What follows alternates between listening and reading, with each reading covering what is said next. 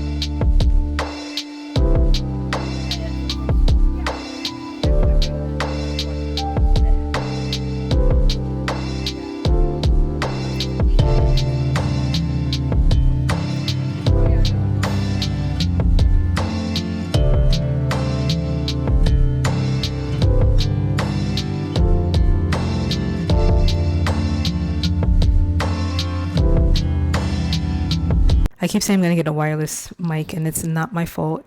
It's the people downstairs not selling wireless mics and not making it convenient for me. So now I have to figure out where to go or who's gonna deliver it to me. And delivery here is like, anyway. Anyway, I'm back in my temperature controlled AC, central AC apartment. But I did go outside, and we're gonna talk about it, but clearly working from anywhere is not always as glamorous as it sounds, especially in a heat wave. It was like 102, the highest, as I was out there, even in the shade. I could barely breathe, and was like, I don't even feel like working. Like, and my computer was overheating also. So I was like, yeah, you can work from anywhere as long as your laptop doesn't explode. But if it does, then what's the benefit? So anyway, this was the outfit. This was the fit. And then, of course, I had my little lace thing underneath that I took when I took this off because it was too hot. But yeah, I wanted to talk to you while I actually get work done now, because I could barely get work done. I got like filming done. So this content is work now. And this is going to be the next video that I upload to YouTube. But the actual work that I wanted to get done, I'm going to do it now while I talk to you about how I got to this place. How did I get to the point where I could work from wherever I want to in conducive environments, ideally, after being laid off 4 times. Let's talk about it. So, how can we do this? How can we do this? This is why you need a wireless mic. But anyway,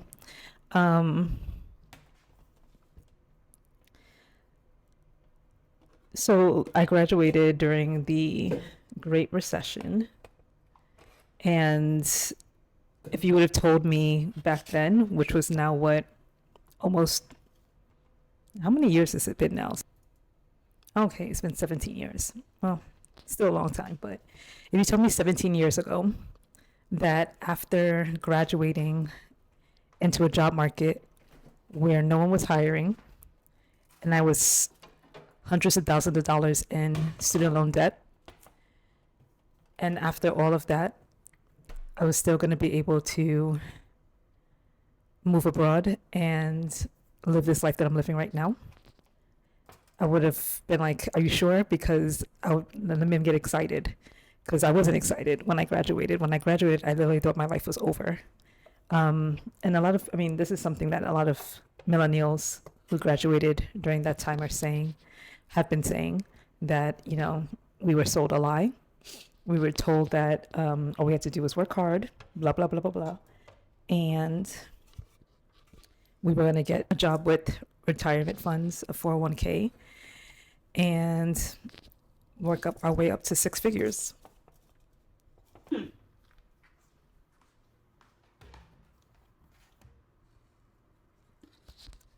And mind you, a lot of us did jobs in the financial sector, in the business sector, in places that were supposed to be job secure.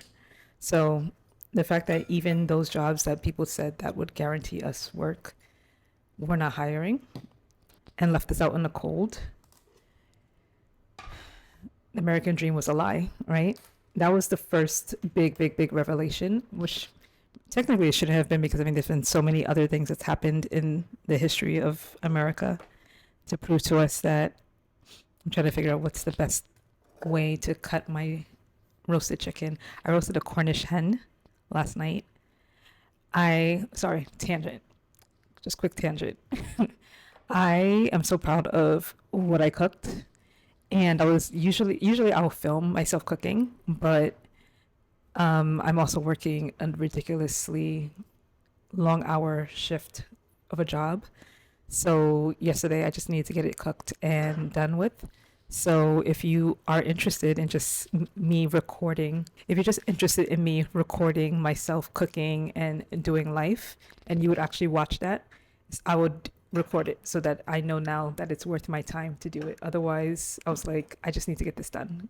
American Dream. American Dream that was sold to us. That it's been a lie for a while, obviously, but I think it really became abundantly clear with the 2009 financial crash. Just gonna move this up a little bit more. Because I think this was the first time that so many millions of college graduates for generations, right? This is 17 years later now. We're still dealing with the ramifications of that, of graduating with so much student loan debt, that so much more than our parents and our grandparents had, plus no job prospects. This is what the chicken looks like. I don't know if it looks as appealing cold, but it tastes really good. Like when I tasted a little bit of it yesterday, A plus. Anyway, focus. This was the first time that people are graduating with so much student loan debt, and the cost of living being astronomically high, right? So the American dream was really, the bubble really bursted, both in terms of the real estate bubble that was ruining the market at that time, and also in terms of like our belief in the system. I'm gonna wash my hands real quick, just realized. Okay. So yeah, back to me, laid off. I wasn't laid off then, I just wasn't hired. Just point blank, graduated and no job. And that was for at least 3 years, because there was one whole year of unemployment right after college, after undergrad, I should say. Then I was like, let me get another degree. That's what us Black women do. Oh, you're not employable yet? Let's go into more debt, trying to make ourselves employable. That logic. I don't know why I didn't have somebody step in and say, stop. That doesn't make any sense. But anyway, went and got a business degree, because I was like, maybe I just didn't get the right degree. And went into even more debt, but less debt, because I went to grad school in England. So that was my first little taste of being abroad, right? And I think that was the kicker for me. Now, it's not like I've never been to England/London, because I have family there. So since I was a kid, I've been going back and forth between the US and London. But living there and actually experiencing what the difference was in terms of my experience living in America and living abroad opened my eyes, and I was like, okay, no, for real. Even though London is not the best in terms of better quality of life, it was still at least 2 times better than what was going on in the United States. So that was my first indication that this might improve my quality of life. Now, unfortunately for me, because again, millennials just can't get a break. In addition to the recession, in addition to the Occupy Wall Street that was happening in my hometown of New York City, and in addition to, I don't know, all the chaos of being in so much debt. When I got to England, the beginnings of Brexit were brewing. It wasn't called Brexit at that time, but it eventually led to Brexit. And it was a mini Brexit because, or it was a mini Brexit movement because I was thinking, now that I am here and I'm doing grad school here, technically speaking, I can extend my visa for at least 4 months while I do job search in England. Of course, that year that I decided to do that is when all the British people were up in arms protesting, saying they don't want immigrants in their country. And so they changed the rules right when I was getting ready to graduate. And so it was back to the US. It was back to the United States where my job prospects were still zero. So 1 year of unemployment after undergrad, a year of grad school, technically unemployed, and then again a year after that, underemployed, I would say, because I did get a part-time job, luckily, at one of my aunt's places of employment. She was working at like an ad agency or something, but I was very, very, very underpaid. And so at that point, I was like, I'm just going to take any job. I know that I went to school to be a journalist. I know that I went to school to work in media, but I need to pay bills. And the other thing that people don't talk about, which I don't know, I'm not going to go into so much depth about this, but long story short, the live at home situation or live with my parents situation was not conducive. Let's just leave it at that. I do have an essay that I wrote about it.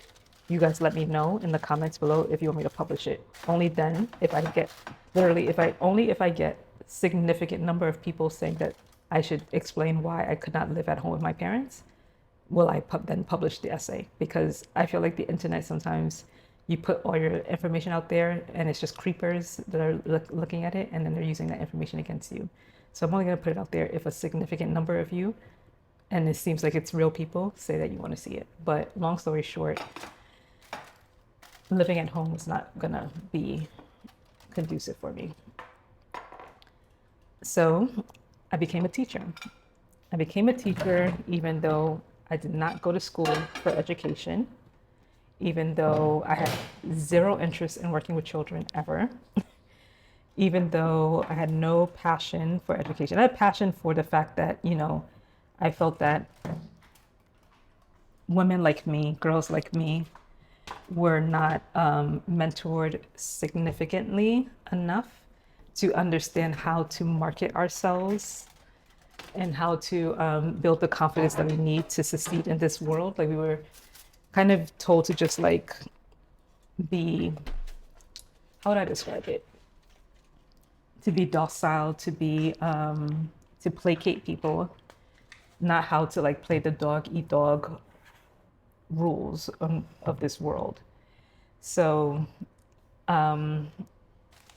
that's the reason why I thought that maybe with everything that I went through, education was something that I was called to at that time, to kind of tell the youth the truth and be like, hey, it's not enough to just go to school and get good grades. Like they tell you that meritocracy, they tell you that that's what the name of the game is, but it's not. And so with that regard, because I had a chip on my shoulder from the lie I was sold, I was like, sure, let me go into education, get paid because I need to pay bills. And that was my first full-time job that gave me health insurance, that gave me benefits and stuff like that. But then also, the little like thing of Let's talk to the youth them, and explain to them the lie of meritocracy. So that job didn't last long. And I'll say this about people who tell other people just get any job just so you can pay the bills and stop being picky. Imagine someone told that to the person who's your doctor, who's your primary care doctor. Imagine someone telling that to the person who is your surgeon. Just get a job. Just do it because you need money. Imagine someone, I don't know how they would get through it, but imagine someone, actually I do know, because there's some sketchy med schools, but imagine someone just saying, I'm just going to med school for the vibes. And then they somehow, get past all these things and become, medically licensed, but they don't really care about the job because it's just a job to them. They just are doing it for the money because they just need to pay bills. Do you want that person being your surgeon? Do you want that person being in, do you want that person being your lawyer? Do you want that person, what's another like high risk? Do you want that person being your pilot? Like I need people to like think about that sometimes when they say just get a job, just get money. That's number one. Because if you're just saying it like as like at that level, like any job, do you really want people who are not actually passionate and caring about the service that they're providing to you, especially in vital sectors like that, giving you the service, being in charge of your flights, being in charge of your health care? Stop telling people that. Instead of saying that, what we should be doing is at the primary, secondary school level, being very intentional about figuring out where children's strong suits are, honing in on that, and best preparing them to be successful in tertiary education so that when they then graduate tertiary education, they are the prime candidates, best qualified and also passionate about what they're doing for those jobs. And then they bring their ingenuity, they bring their passion, they bring their vigor to those jobs. You don't want just somebody doing it because they're just doing it.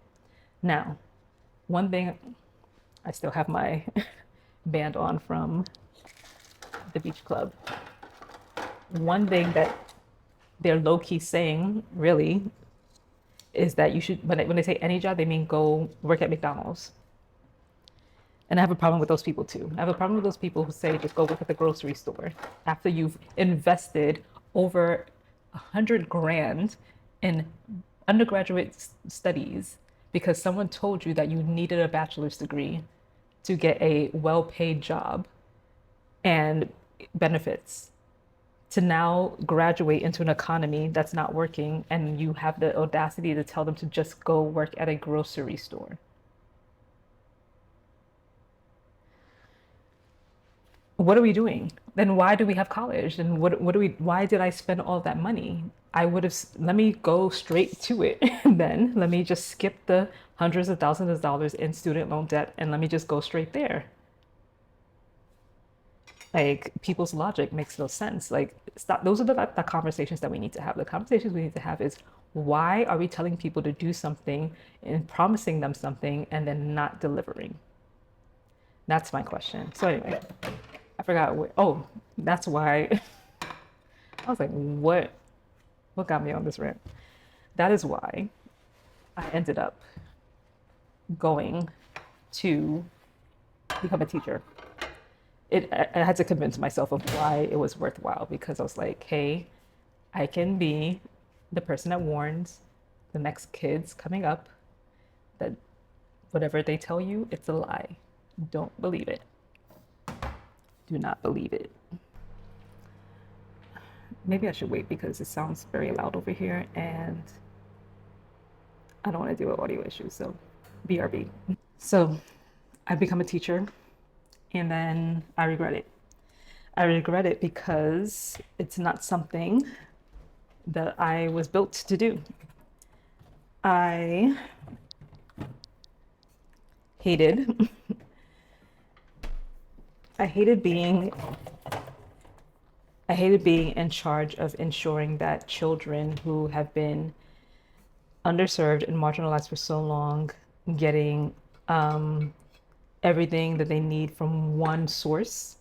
What do I mean by that? I don't think it's fair to make teachers, educators, therapists, mothers, fathers, best friends to children who have been so deprived of affection at home. And I'm not saying that this is always what happens with children who are in marginalized communities. And then when teachers say we need counselors, we need therapists, we need speech pathologists, blah, blah, blah, there's never any money for the schools that I was working in, the kind of schools I was working in. And then when things go wrong, the teacher gets blamed when the teacher has one job and one job only: educate. That's my job, or that was my job. But you would think that I was also supposed to be a counselor, I was also supposed to be a therapist, etc. And then on top of that, I'm working ridiculous hours and not getting paid that extra overtime that I'm working to build in all those systems that the school fails to provide for the kids, while then also paying for supplies, paying for, is this going to be a chaotic video? Paying for supplies, paying for kids sometimes to eat. I mean, I'm still cold. As a young 20-year-old, 20-something-year-old, I think I was like 24 or 25 when I started teaching. That's not what I wanted to do.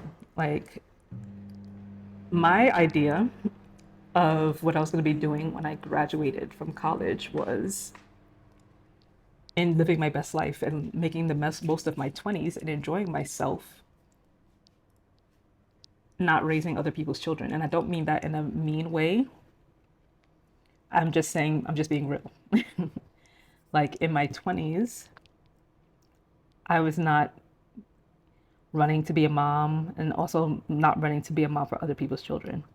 But that was the position that they put us in as teachers. And so, and also just mentally, I just wasn't in the right headspace to be in charge of that kind of responsibility. I did not get adequate training. You know, I did one of those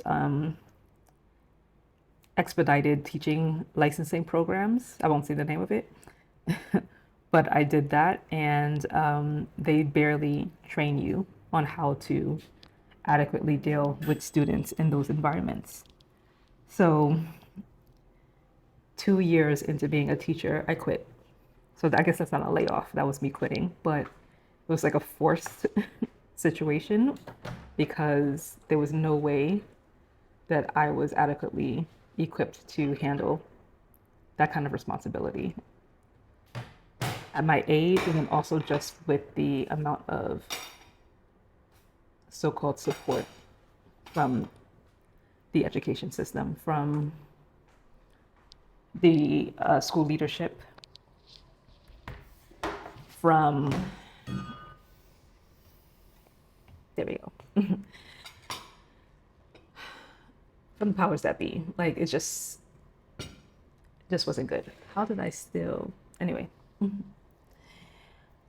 So I then was unemployed for another year after that because for whatever reason, even during that time, jobs were still hard to come by. The economy was improving because Obama had taken over and, you know, people started to have more faith in the market. But I was still having a tough time finding full-time work. I was doing tutoring, like private tutoring to get by, but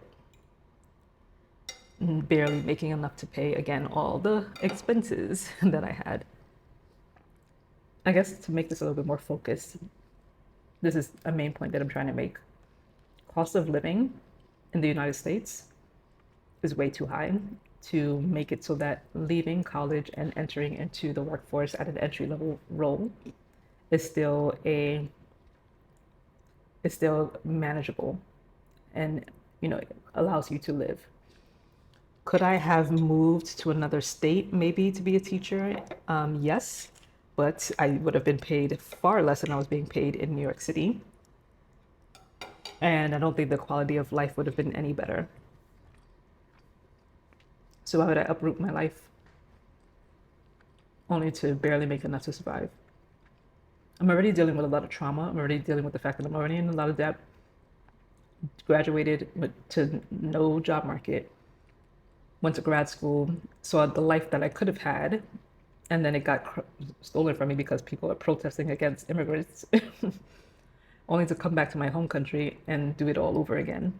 So, cost of living is another myth that made it clear to me that at some point I need to just not be in this country anymore. I don't know when and I don't know how, but I was working on it. It took me a minute. It took me at least 10 years, but eventually I got out of there.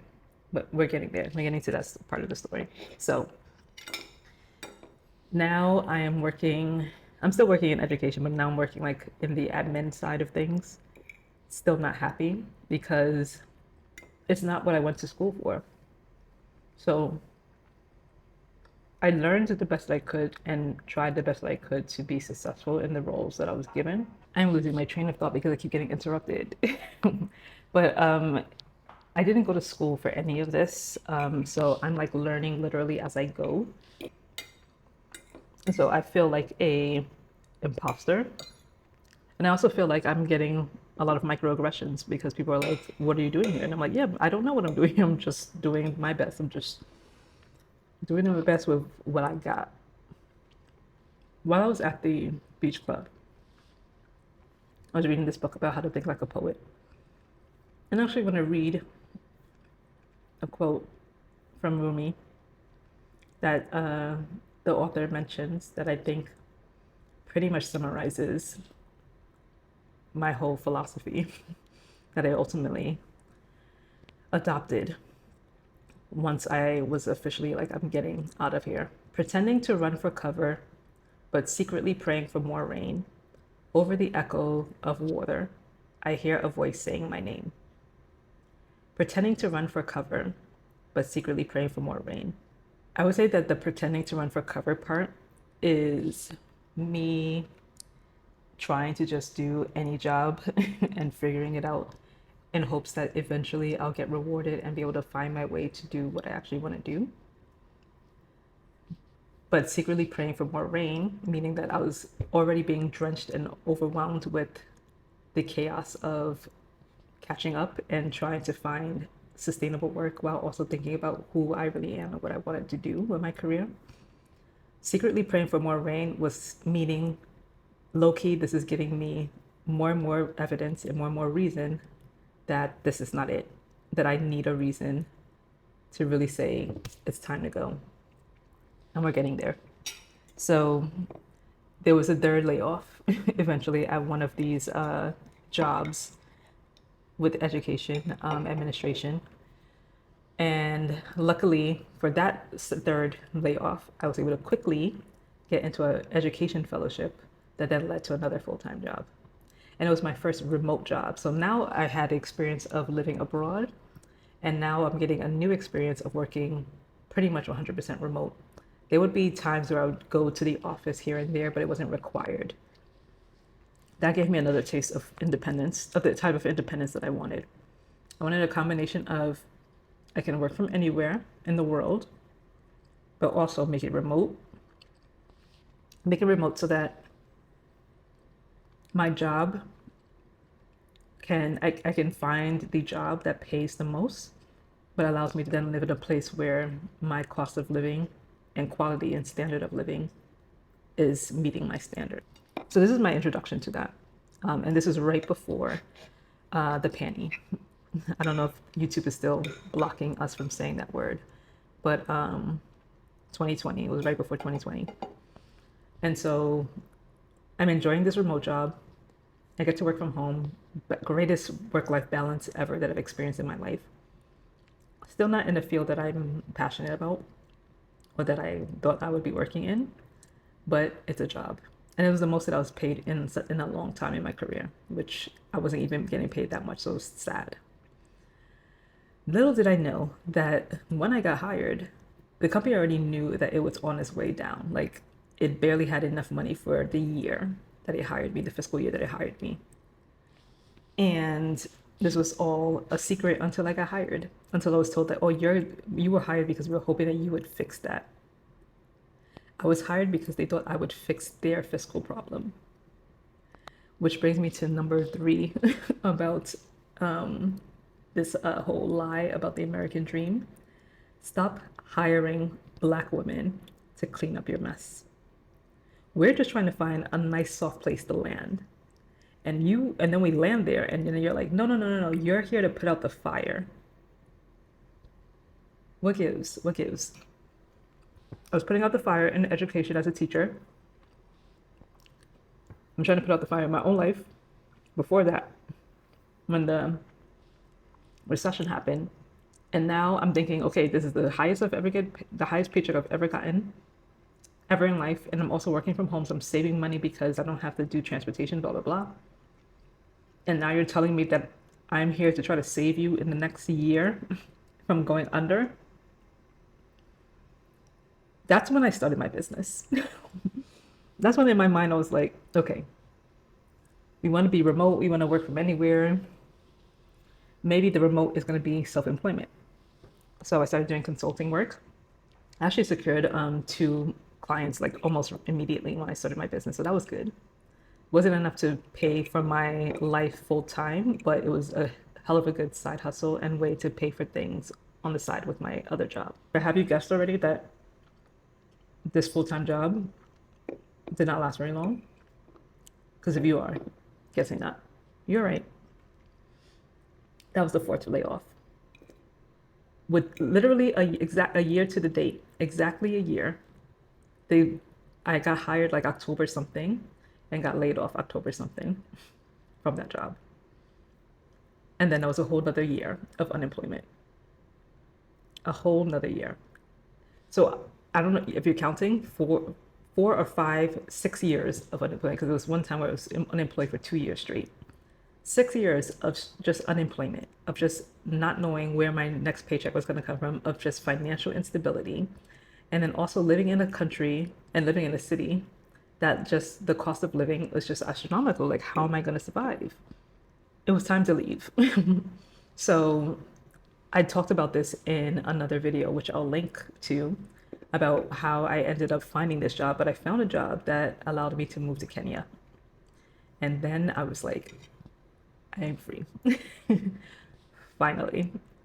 I packed up everything. I sold a lot of things. And I was like, we're out of here. And that was literally, I mean, except for some things, it was one of the best decisions ever in life.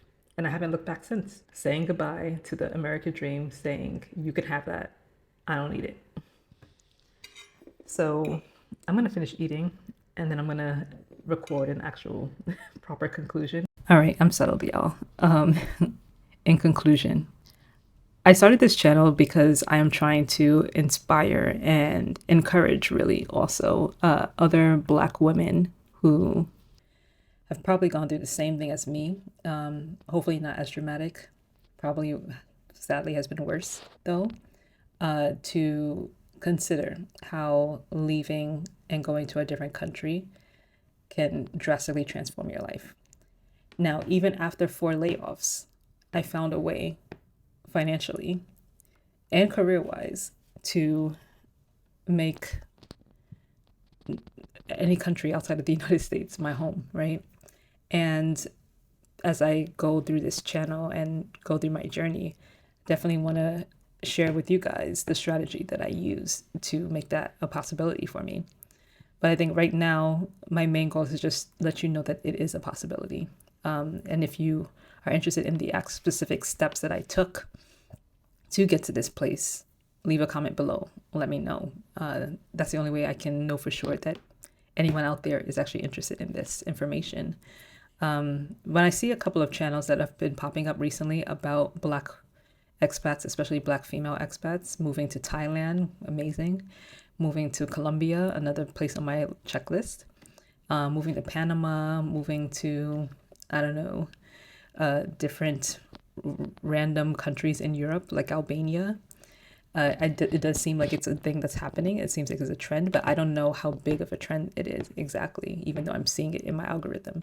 Or maybe the algorithm is just feeding it to me because it knows that that's who I am. I'm literally them. So I need you to comment below so that I know that, okay, there's an audience out there who is like, I too have been laid off more than once, and I too have not finding it sustainable to live this life in either the United States or whatever your home country is. And you want some advice on how to make remote work and how to make living abroad a reality for you, so that you can sit in 102-degree weather at a beach club, and if your laptop doesn't explode, work from there. But yeah, all jokes aside, let me know in the comments below what you think, and if you want to know more about my journey, want more advice from me and tips from me about how to make this your life as well, or if this is your life and you have some thoughts to share as well in the community, the floor is yours. What is like the most random country that we can get in the comments below that has Black women living there? I definitely want to talk to you. All right. But I mean, long story short, that rain, that pretending to seek cover, but actually secretly requesting more rain, that rain was the 4 layoffs that I was trying to seek cover from. But you know what? Low key, secretly, they pushed me to do something that I never in a million years thought I would ever do. Or not that I didn't want to do. For sure, I wanted to do it since I was a little kid, since my first trip abroad, which I can also talk about at a later date. But never thought it would be possible for me to do because of all the things that were stacked up against me. With the rain has pushed me to now build this life that I am so grateful for.